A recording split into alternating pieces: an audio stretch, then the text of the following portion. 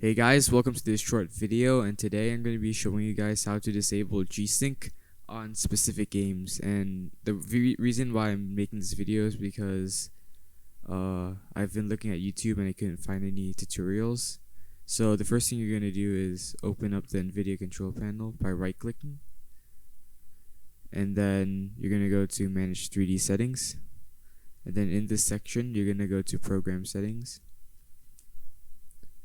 You're going to locate the game or the program you want to disable G-Sync on, and go down to manager technology, just click fix refresh rate.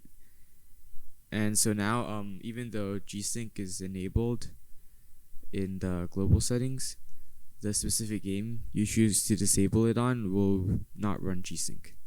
And I hope you guys like this video. Please share this video if it helped you, and yeah, so more people can see the tutorial. Thank you.